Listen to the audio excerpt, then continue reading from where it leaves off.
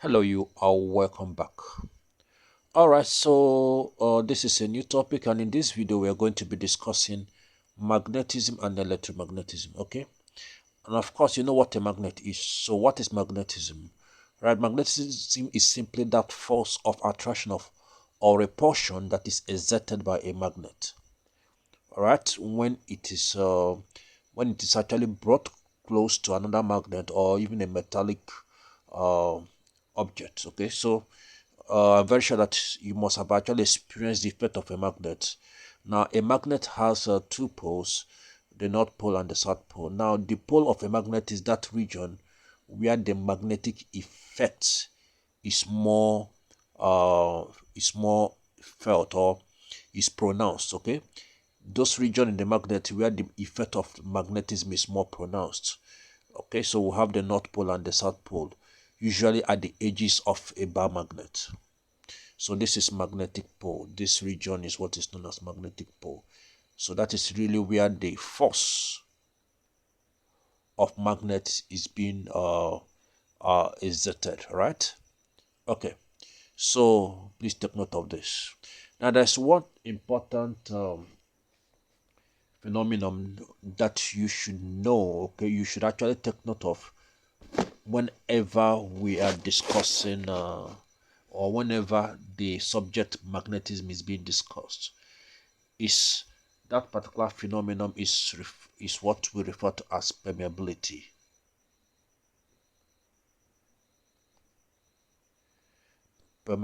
of the medium. Okay, the medium or where the magnetic material is found has what is referred to as permeability. Okay, so and every medium have its own permeability. Now this permeability, all right, depend on the medium, but we have what is referred to as the permeability of free space, known as the absolute permeability. All right, absolute permeability. So absolute, the same way we have uh, uh, permittivity of uh, electric field. Okay, so we also have permeability of magnetism, absolute permeability of magnetism. Okay, okay, absolute permeability. Let me. All right.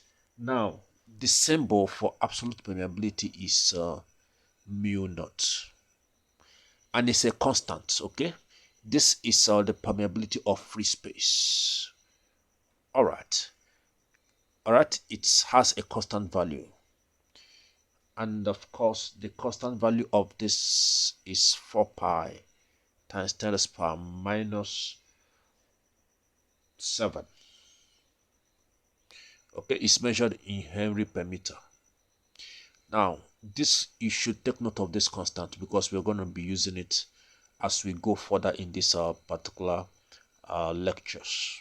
Okay, so please take note of that. So this is the permeability of free space. Okay, now apart from free space, we have permeability of other materials. Okay, to get the permeability of other materials apart from a, of course, a free space is actually the reference. Other material have permeability which is a multiple of that of the free space or air. Okay, of course I told you that air is actually approximated as a free space. Okay, now so that simply means that all the materials now have the actual permeability of other material is going to be the product of relative permeability mu r then times the absolute permeability. So there's a factor to which you're going to multiply the absolute permeability to be able to have the permeability of that particular medium that you are considering. Okay. Okay. So this mu r, the symbol mu r, is what is referred to as relative permeability. Okay. So let's look at a simple example. Let's say we have a particular material whose relative permeability is 2.5. Okay, so it's relative, of course, it doesn't have any unit. The relative permeability of that material is 2.5. So if you are being asked to calculate the permeability of that particular material or that medium, okay, then simple, you're going to multiply that's 2.5 times the absolute permeability, which of course is 4 pi, times 10 raised power minus 7 Henry per meter. So this is a very important phenomenon for you to actually take note of as we proceed. Okay, so let's talk about the laws of magnetic force. Now, okay, so this law of magnetic force is also known as Coulomb's law of magnetic force. But generally, the fundamental law of magnetism is that like charge. You know that, I'm very sure you know this, okay, already. The fundamental law, okay, fundamental law actually state that charge, like pole, please pardon me, like pole repels, while unlike attracts. The same fundamental law of electric field. So invariably we have it that north pole and north poles and another north pole will repel each other, but a north pole and a south pole will attract. But I'm interested, okay, on the laws of magnetic force. Okay, so according to Coulomb's law of magnetic force, the magnetic force between two magnetic pole, okay, that is separated by a distance r. So of course, magnetic pole strength, we use m to represent it. Okay, this is m, this is m, this is m represent magnetic pole strength, and of course these two magnetic pole having the pole strength m. Okay, there's one is m1, the other one is m2. Let me okay represent that well. Magnetic pole m1, magnetic pole m2, separated by a distance r. Okay, so according to Coulomb's law, this this magnetic pole, the force of attraction or repulsion between these two magnetic poles is directly proportional to the product of the pole strength, which of course is m1 m2, okay, and inversely proportional to the product of their relative to the product of the absolute permeability, okay, or the permeability depending on the medium, then multiply by the distance between the two pole r square. Okay, so, and you know very well that if we replace this by an equal to, I will have to introduce a constant.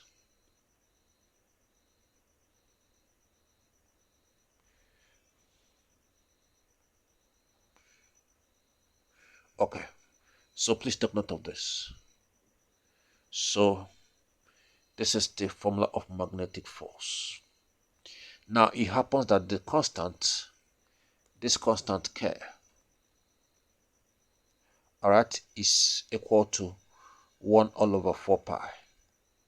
So the constant K is 1 equal to 1 over 4 pi. So with this now we can now have it that magnetic force is given as m1 m2 all over 1 over 4 pi. That will be 4 pi mu r square. All right, so please take note of this. Okay, so let's proceed. Now, you already know that the mu, which of course is the permittivity of the space, all right, okay, depend on the relative permittivity. Okay, let me clear the screen as we proceed.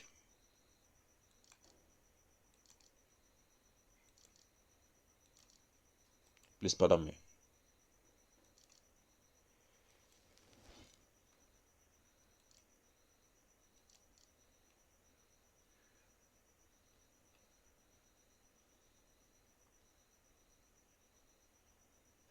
Okay,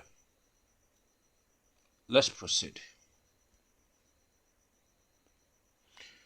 All right, so here we go. So now we have it that F is equal to m1 m2 divided by 4 pi mu r square. So for free space, okay, they will now have it that you know that for free space, mu, the relative permeability of a free space is 1, equal to 1. All right. Okay.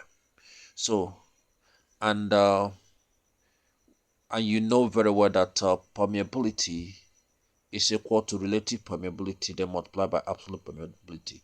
So since for a free space, mu r is equal to 1, that's going to be mu r multiplied by absolute, that's going to be mu naught. So if this is actually a free space, then of course the formula becomes F is equal to m1 m2.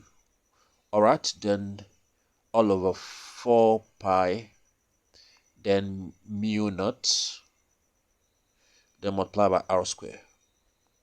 But if it is other medium, for other medium, then the magnetic force will be m1 m2. You know very well that for other medium, the permeability of that medium is given as the relative permeability multiplied by the absolute permeability. So if we bring that to the formula, okay, so we'll have it that F is equal to m1 m2, of course, divided by 4 pi, then mu, which of course is mu r, mu naught, then multiplied by r square. Okay, so I hope that is well understood. Please take note of that.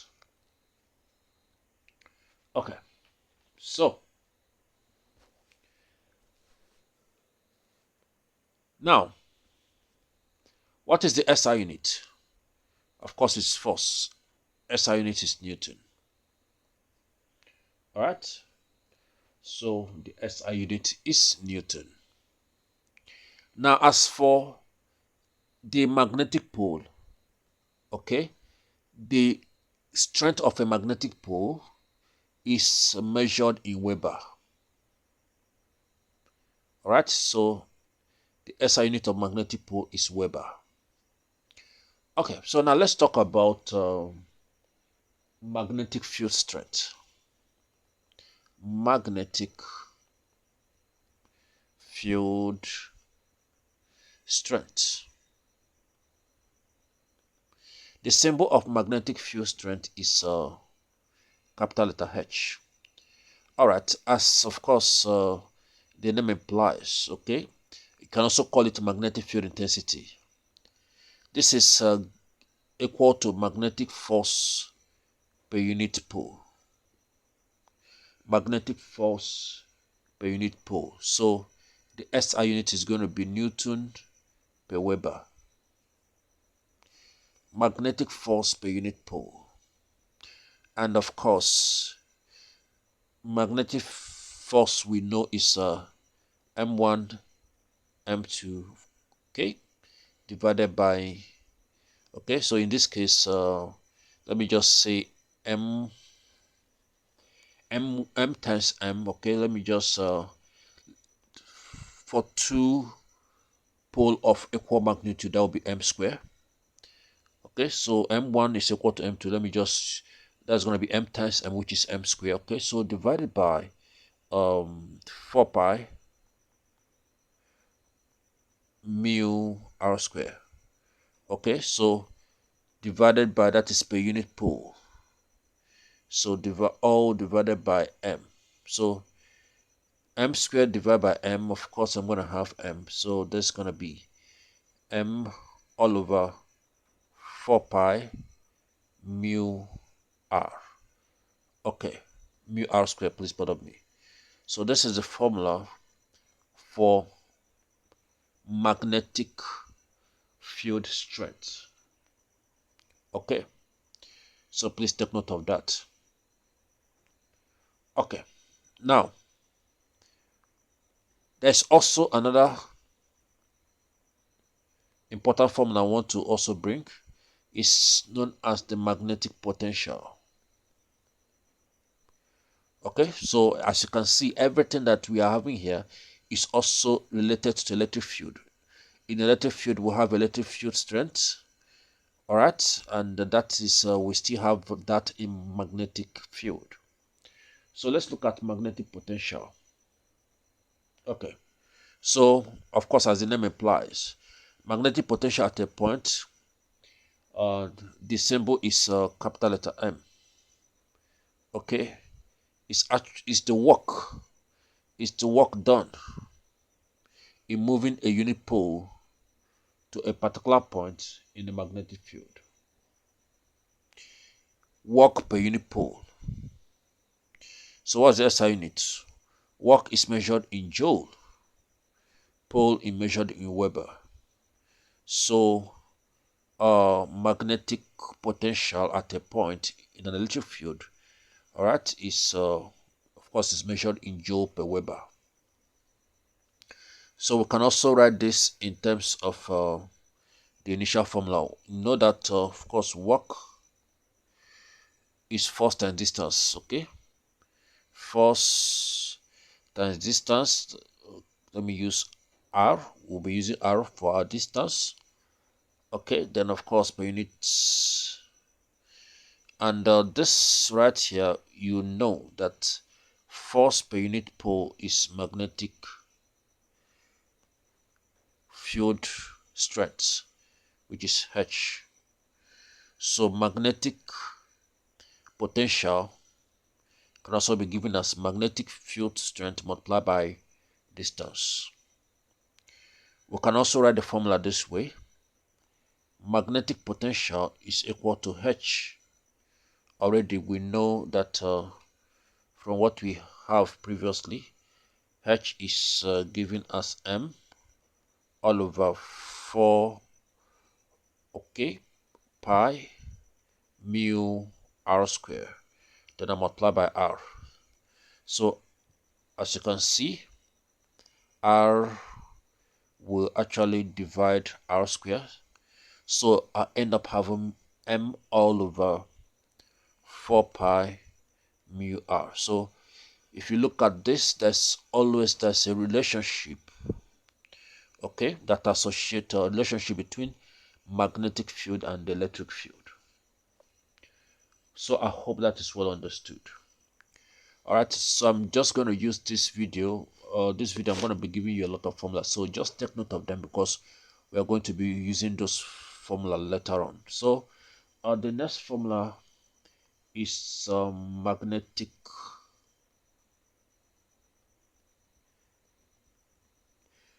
field density, okay, or magnetic flux density.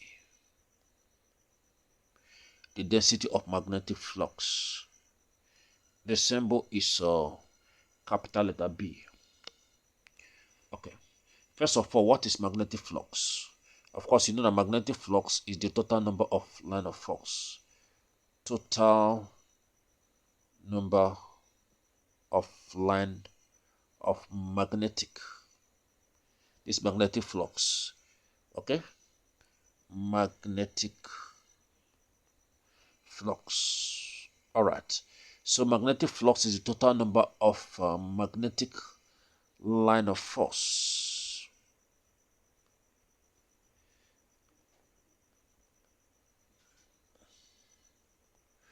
Okay. Total number of magnetic line of force. Okay. So the symbol is phi. So magnetic flux density now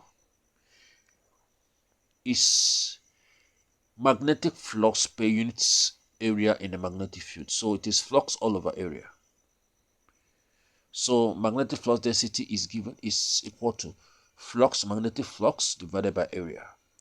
Magnetic flux being the line of force is measured in Weber. Okay.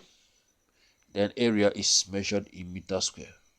So the SI unit is Weber per meter square, which is also equal to 1 Tesla. Okay, 1 Weber per meter square is equal to 1 Tesla. So it's either you use Weber per meter square, okay, Weber per meter square, or just Tesla. Okay, so the actual SI unit of magnetic flux density is Tesla. I hope that is well understood. Okay, so please take note of this. So here we are going to look at the relationship. Okay, relationship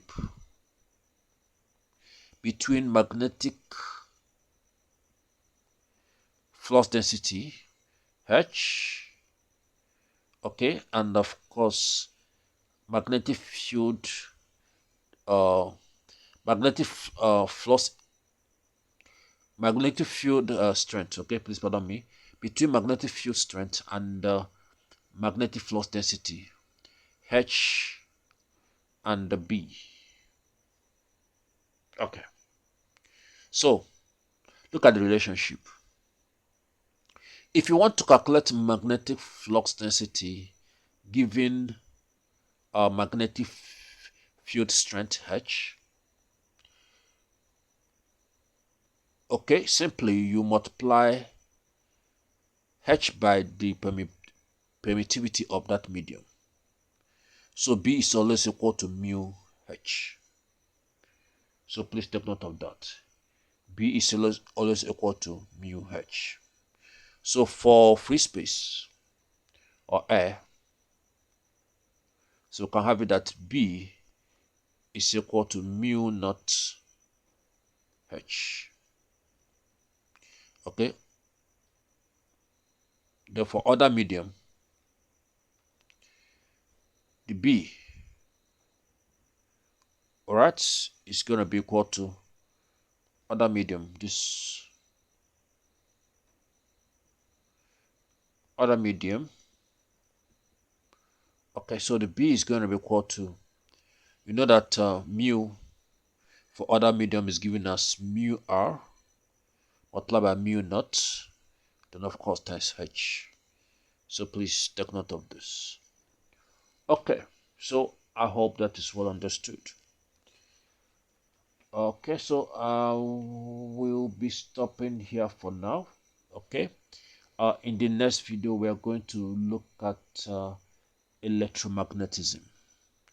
So see you in the next video. Thank you very much.